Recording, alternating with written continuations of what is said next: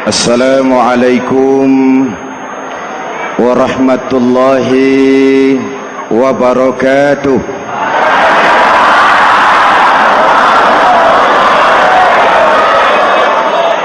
Alhamdulillahi rabbil alamin, wassalatu wassalamu ala ashrafil mursalin, sayyidina wa maulana Muhammadin wa ala alihi wa sahbihi ajmain, amma ba'du.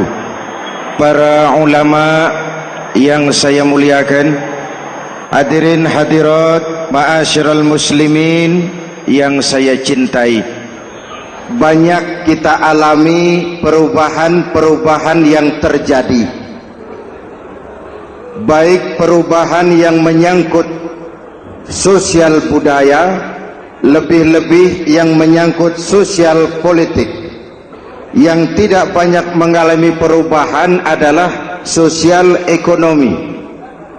Bahkan angka kemiskinan kita naik menjadi 3/5 dari total penduduk kita hidup di bawah garis kemiskinan, dan 20% diantaranya miskin mutlak. Perubahan-perubahan yang terjadi menyadarkan kita kepada kebenaran Al-Quran ketika Allah menyatakan wa tilkal ayyamu nudawiluha bainan nas. Hari itu kami putar di antara manusia. Ada saat datang, ada waktu pergi.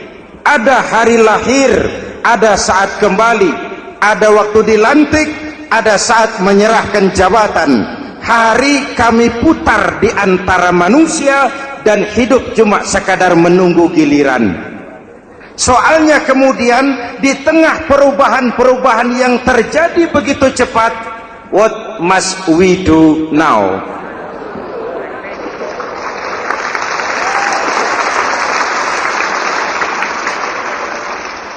Saya juga nggak ngerti itu.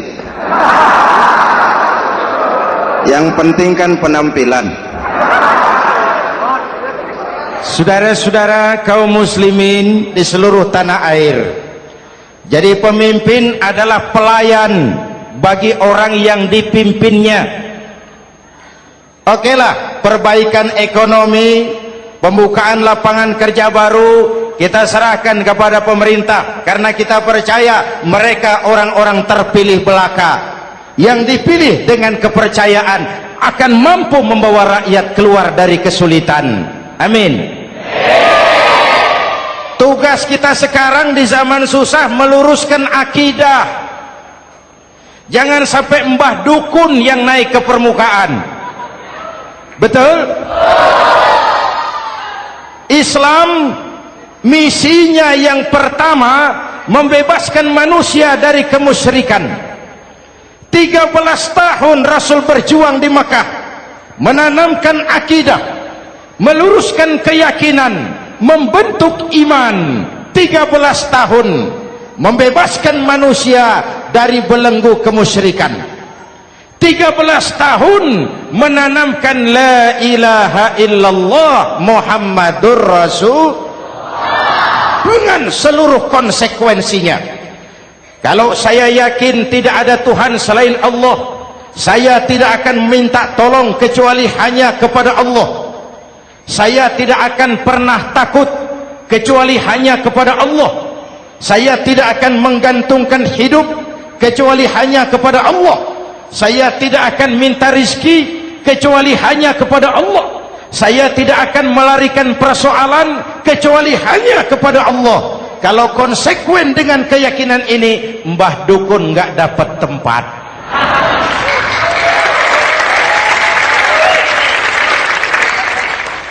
Akur? Ayo lihat secara sederhana. Saya sandaran di tiang, tiangnya ambruk, sayanya jatuh. Saya sandaran di tembok, temboknya runtuh, saya juga runtuh. Saya sandaran kepada orang kaya, dia jatuh miskin, saya bangkrut. Saya sandaran kepada jenderal, dia pensiun, saya selesai. Tapi kalau saya sandaran hanya kepada Allah, Allah tidak akan pernah miskin, Allah tidak akan pernah lumpuh, Allah tidak akan pernah terpuruk, dan Allah tidak akan pernah berkurang kekuasaannya.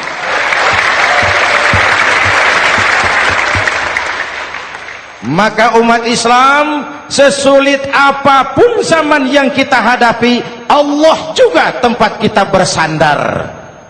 Jelas? Selama ini kita iman dalam ucapan, tapi sekuler dalam perbuatan. Di masjid ada Allah, di kantor Allah tidak ada, maka korupsi merajalela.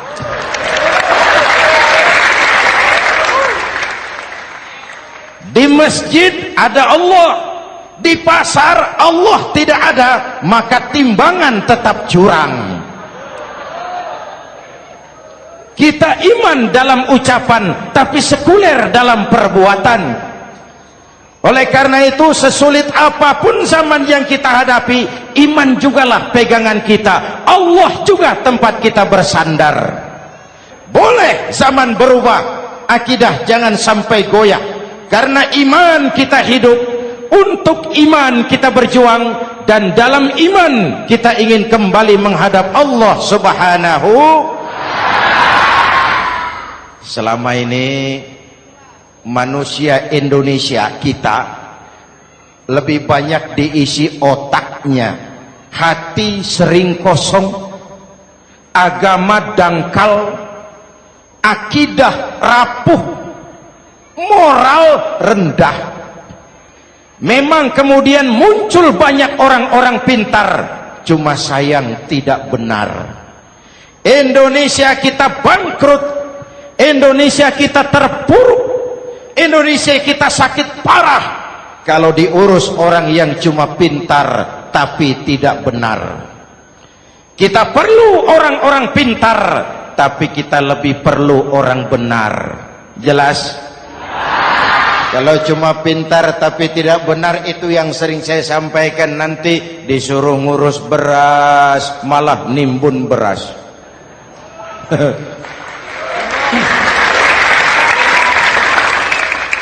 Disuruh ngurus laut malah jadi bajak laut. Disuruh ngurus hutan rame-rame jadi orang hutan. Jutaan hektar hutan Indonesia kita ini merupakan kekayaan sumber daya alam kita yang harus digunakan bagi sebesar-besar kemaslahatan rakyat. Yang disuruh ngurus hukum malah bikin hukum seperti pisau, tajam ke bawah, tumpul ke atas.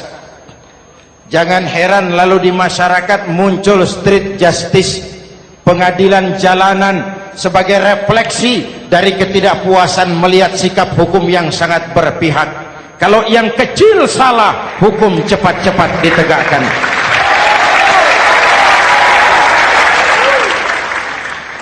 Lihat saja sekarang ini, kalau orang terkenal banyak uang, punya masalah, antri yang bela. Betul? Tapi saudara lihat si Marsinah di Jawa Timur, si Sengkon dan Karta di Jawa Barat, si Udin Bernas wartawan Jogja, terseok-seok mencari keadilan, sampai hari ini urusannya masih remeng-remeng. Kenapa bisa begitu? Jawabannya sederhana, tidak ada fulus. Ada fulus mulus, tidak ada fulus manfus. Betul? Jangan sampai para penegak hukum kita terjebak pada lagu baru, maju tak gentar membela yang bayar. Biar bertentangan dengan nurani, biar bertentangan dengan public opini, biar bertentangan dengan rasa keadilan. Siapa yang bayar itulah majikan, mau benar atau salah belain terus. Kalau seperti inilah hukum kita, mafioso keadilan akan tetap gentayangan. Hadirin yang saya hormati, 13 tahun beliau berjuang di Mekah meluruskan keyakinan, memantapkan akidah, meneguhkan iman. Dari situ segalanya dimulai dan ke situ segalanya akan menuju. Intan paling mahal, mutiara paling berharga, tidak lain adalah nilai-nilai keimanan. Kalau itu sudah tergadai, apalagi yang bisa kita banggakan dalam kehidupan ini? Kita merasa harta kita berharga, belum ada artinya ketimbang iman. Kedudukan kita punya nilai pun belum ada artinya ketimbang dengan nilai-nilai keimanan. Itu intan paling mahal, itu mutiara paling berharga. Harta baru ada manfaatnya kalau dilandasi dengan iman. Jabatan dan kedudukan baru terasa gunanya kalau dilandasi dengan keimanan. Kalau jabatan lepas dari iman, yang akan lahir Fir'aun baru. Jelas? Kalau harta terlepas dari iman, yang akan muncul adalah konglomerat Korun. Kalau ilmu pengetahuan terlepas dari nilai dasar keimanan, maka yang akan muncul adalah ilmuwan pelacur yang menyalahkan yang benar, membenarkan yang salah untuk kepentingan pribadi. Dan kondisi seperti itu tidak akan membuat kita makin sehat. Oleh karena itu, pada kesempatan ini, pesan pertama saya, menghadapi zaman susah, tetap jaga akidah, tetap pelihara keyakinan. Kesulitan bukan untuk ditakuti, untuk diatasi. Hidup adalah kerja keras, bukan keajaiban. Perubahan tidak akan datang hanya dengan simsalabim abragadabra. Perubahan tidak akan muncul hanya dengan berandai-andai. Perubahan tidak akan turun dari langit seperti turunnya embun di waktu malam. Perubahan adalah kerja keras, sehingga Al-Quran membimbing kita, innallaha la yughayyiru ma biqaumin hatta yughayyiru ma bi anfusihim. Allah tidak akan mengubah keadaan suatu bangsa kalau mereka tidak mau mengubah apa yang ada di dalam diri mereka. Yang ada di dalam diri itu rule of thinking, state of mind, cara kita berpikir, cara kita memandang kehidupan, cara kita mengatasi persoalan. Hadirin yang saya hormati, inilah iman. Berangkat dari ini kita menyadari, ini ujian buat kita rakyat. Dan kita rakyat Indonesia ini kalau sama susah sih sudah kenyang. Ya Pak? Ya Pak? Kita ini sebagai bangsa mengalami apa yang disebut oleh Bung Karno up and down, naik turun, timbul tenggelam, pasang surut. 350 tahun dijajah oleh Belanda, kita susah. Berangkat Belanda masuk Jepang, susah lagi. Pergi Jepang, datang nikah, susah lagi. Lalu kita merdeka, dirongrong oleh berbagai pemberontakan, susah lagi. Makan bulgur, antri minyak. Lalu PKI berontak, susah lagi. Muncul orde baru, lama-lama susah lagi.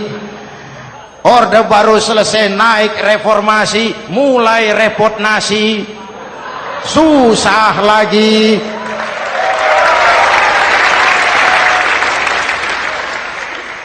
Kalau susah kita ini sudah akrab, sudah intim. Mestinya kalau sudah susah seperti itu, jangan salah sikap menyikapi kesusahan. Jangan sampai kita potong kompas, ambil jalan pintas, terjebak menghalalkan segala cara. Itu tidak akan menguntungkan, itu tidak akan menyelesaikan. Kalaupun selesai, nampaknya penyelesaian sesaat, dan penyelesaian sesaat bukan penyelesaian yang sebenarnya. Karena itu tetaplah dalam koridor keimanan. Boleh zaman berubah, akidah jangan sampai goyah. Silahkan masa berganti, tapi keyakinan jangan mati. Sekali la ilaha illallah sampai tetes darah paling penghabisan, tetap la ilaha illallah. Sanggup? 3 orang. Sanggup?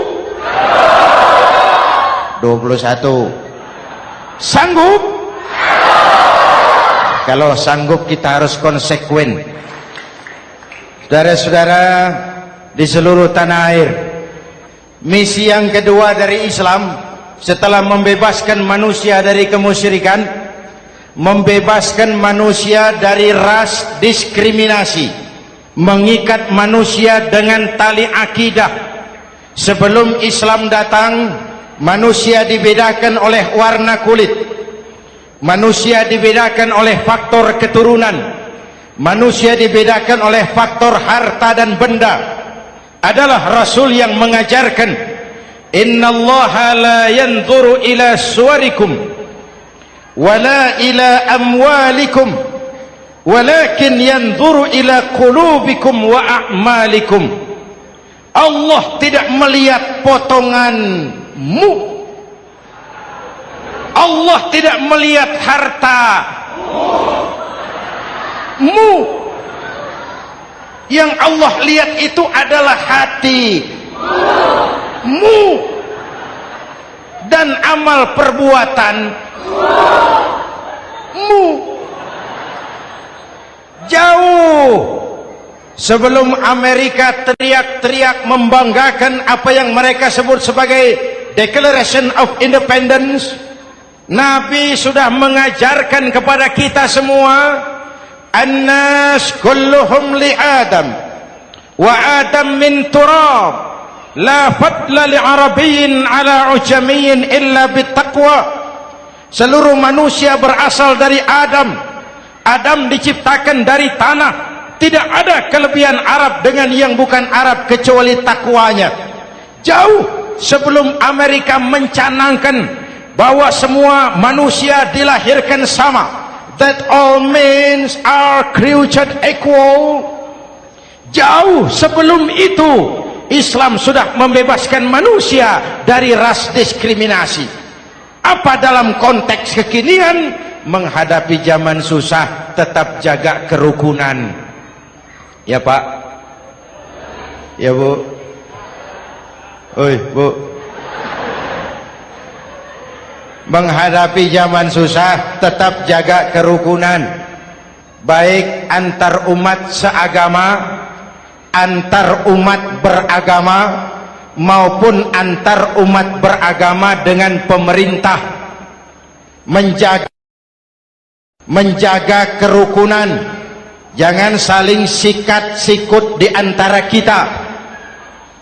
Sebab kalau sudah rukun, saya ajak berhitung. 1 ditambah 1 sama dengan, itu matematika namanya. Hasilnya pasti. Tapi angka sosial hasilnya aneh. Saya ubah jadi angka sosial. Ayo kita berhitung lagi. 1 orang takut ditambah 1 orang takut sama dengan 2 orang setengah berani. Kenapa setengah berani? Karena sudah berdua. Tadi kan takut sendiri. Kalau sama-sama takut berkumpul jadi setengah berani. Kalau ditambah 1 orang takut lagi, 1 orang takut ditambah 1 orang takut ditambah 1 orang takut sama dengan 3 orang berani. Kenapa jadi berani? Karena sudah bertiga. Kita yang lemah, kita yang marginal, kita yang dikucilkan, bahkan kita yang dilecehkan, kalau mau rukun kita akan kuat dan tidak bakal dipermainkan orang.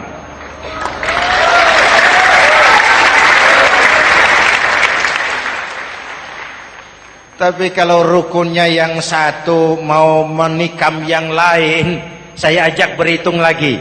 Yuk berhitung yuk. 1 ekor ayam ditambah 1 ekor musang sama dengan 1 ekor musang. Kemana ayamnya? Dimakan musang. Betul nggak nih hitungan? Ayo kita hitung lagi. 1 ekor ayam ditambah 1 ekor musang sama dengan 1 ekor musang. Kemana ayamnya? Dimakan musang. Jadi kalau kita suka kumpul dengan orang yang mau makan kita, selesailah kita.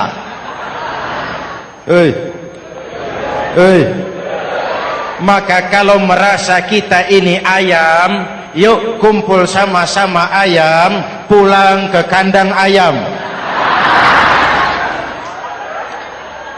Kalau ada ayam kumpul ke kandang musang, itu namanya ayam minum baygon. Jelas? Menjaga kerukunan. Pertama, antar umat seagama, sesama muslim harus saling menjaga, harus saling memelihara. Baik dia muslim yang jadi kapolri, baik dia muslim yang jadi kasat, baik dia muslim yang jadi pengusaha, baik dia muslim yang jadi petani, nelayan, guru, semua komit menjaga semangat kebersamaan, rukun antar umat seagama. Jelas? Jelas? Hadirin yang saya hormati, atas dasar itu saya ingatkan kembali, kita semua ingin persoalan terorisme dilepaskan kaitannya dari agama manapun. Tidak ada kaitannya terorisme dengan Islam, dengan Kristen, dengan Hindu, dengan Buddha. Tidak ada kaitannya terorisme dengan pondok pesantren.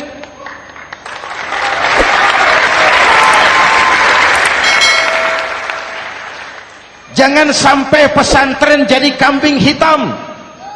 Karena sejak zaman penjajahan, pesantren sudah terbukti memberikan kontribusi bagi perjuangan memerdekakan rakyat Indonesia.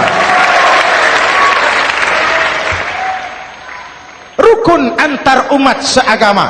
Yang kedua, rukun antar umat beragama. Islam ini rahmatan lil, jangankan manusia walaupun berbeda agama, binatang saja dihormati. Ada hadis, fa iza zabahtum fa ahsinuz zibhata. Kalau kamu menyembelih hewan, sembelihlah dengan cara yang terbaik. Jangan menyembelih ayam dengan pisau tumpul. Itu namanya tidak berperi kebinatangan.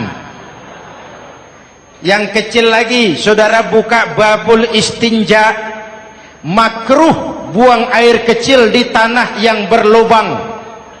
Sebab apa? Pertama, menjaga kesehatan. Siapa tahu di lubang yang saudara buang air kecil itu ada gas beracun. Kalau tidak, melindungi binatang yang ada di dalam lubang.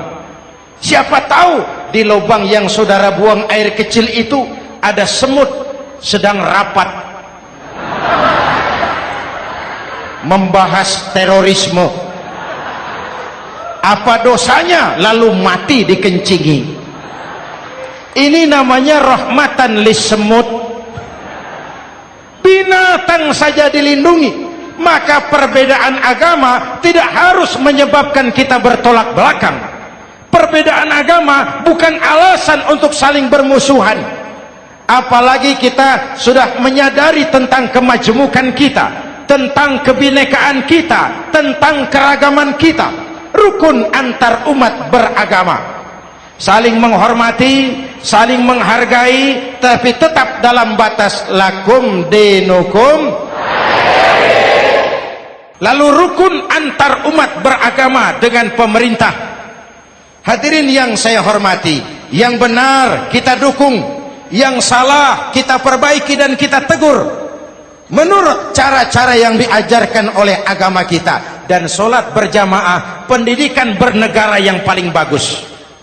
Tadi kita sholat ada imam, ada makmum, betul? Makmum wajib ikut imam kalau imam benar sholatnya. rakyat wajib ikut pemimpin kalau pemimpin benar mimpinnya. Masyarakat Islam ini loyal, masyarakat Islam ini bukan pemberontak, masyarakat Islam ini taat dan setia. Kapan? Kalau imamnya benar. Imam takbir, makmum. Imam ruku, makmum. Imam i'tidal, makmum. I'tidal. Imam sujud, makmum. Tapi kalau imam keliru, mestinya imam ruku malah sujud. Salah imam ini. Tegur. Siapa yang wajib negur? Makmum yang sop terdepan. Anggota DPR.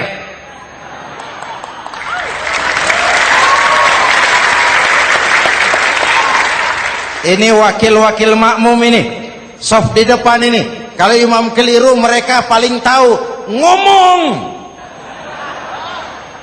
Tegur. Bagaimana negurnya? Ada aturan main. Mestinya ruku, imam sujud. Salah ini imam. Subhanallah. Kan begitu negurnya. Betul? Tidak boleh juga imam keliru, makmum emosi. Main pegang. Woi, makmum salah. Hoi, hoi. Kacau sholat. Betul? Anggota dewan ini, soft di depan. Itu kalau imam keliru. Satu saat imam buang angin. Namanya manusia bisa buang angin toh. Apa makmum lalu berkata, demi kesetiaan saya kepada imam, imam buang angin, saya lebih keras lagi. Itu namanya fanatisme buta, loyalitas yang goblok. Imam buang angin, minggir. Iyyaka na'budu wa iyyaka nasta'in. Sampai situ imam buang angin, minggir imam. Lalu saf yang di depan maju. Tidak usah bikin sholat baru, teruskan pekerjaan imam. Ihdinas siratal mustaqim. Teruskan. Kenapa? Kalau bikin sholat baru lagi, nanti buang angin lagi. Bikin lagi sholat. Kapan selesainya sholat? Kapan selesainya membangun negara ini? Yang penting imam tahu diri, buang angin, minggir.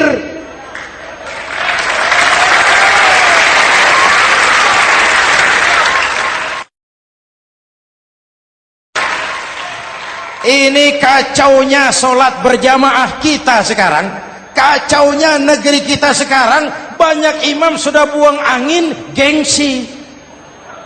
Diam aja merasa nggak punya salah.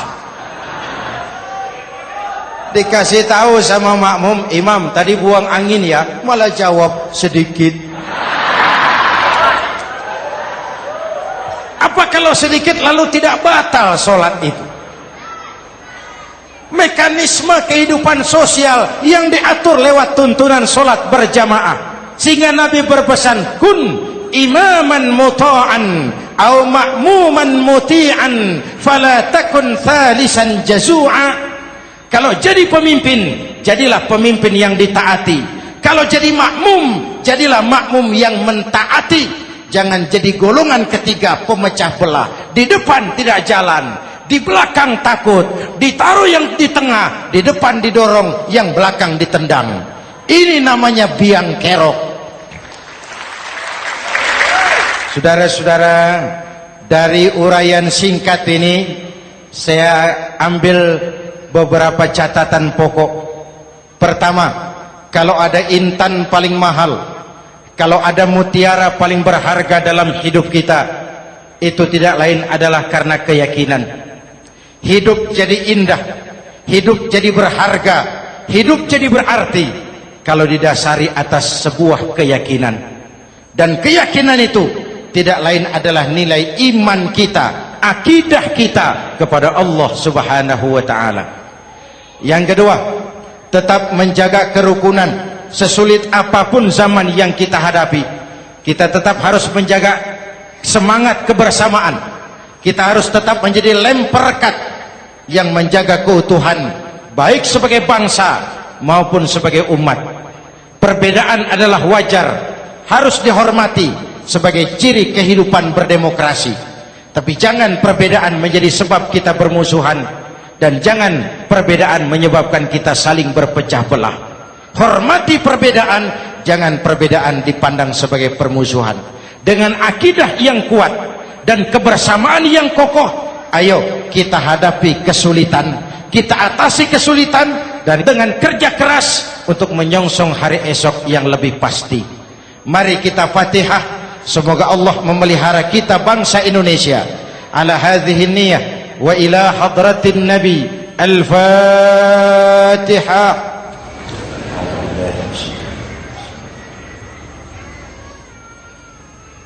Iyyaka na'budu wa iyyaka nasta'in. Ihdinas siratal mustaqim. Siratal ladzina an'amta 'alaihim.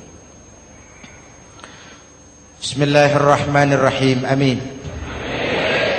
Alhamdulillahi rabbil alamin. Allahumma salli wa sallim mubarak ala sayyidina Muhammadin wa ala alihi wa sahbihi ajma'in.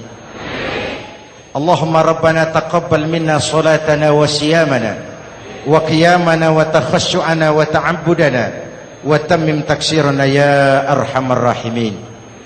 Allahumma aslih man fi salahihi salahul muslimin. Allahumma ahlik man fi halakihi salahul muslimin. Allahumma rabbana la tu'akhizna in nasina aw akhtana. Rabbana wa la tahmil alaina isran kama hamaltahu ala alladhina min qablina.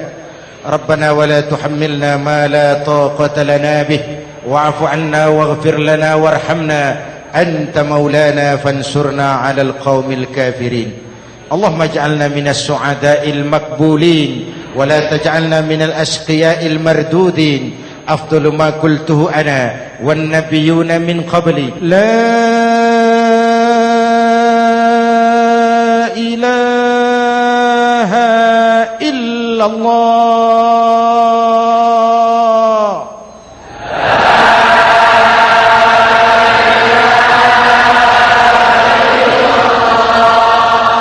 La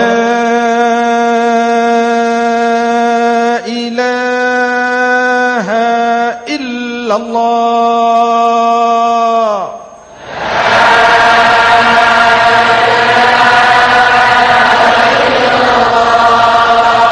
Muhammadur Rasulullah.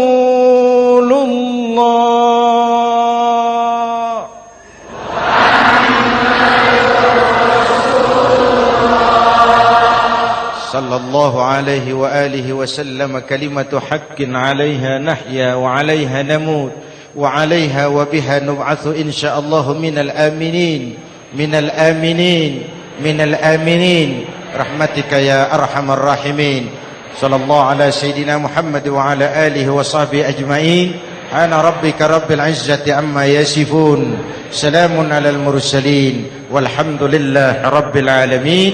Jumpa lagi di lain kesempatan insyaallah. Wassalamualaikum warahmatullahi wabarakatuh.